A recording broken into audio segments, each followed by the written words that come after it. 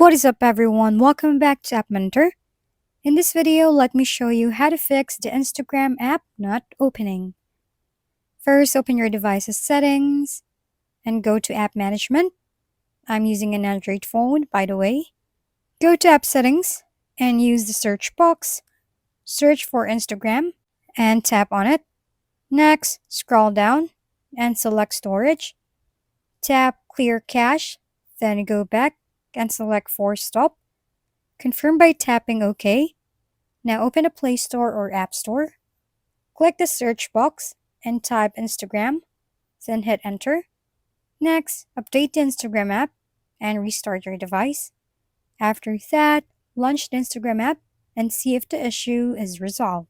Thank you for tuning in to App Mentor. If this video is helpful, please don't forget to like, hit the subscribe button, and leave a comment for any suggestions.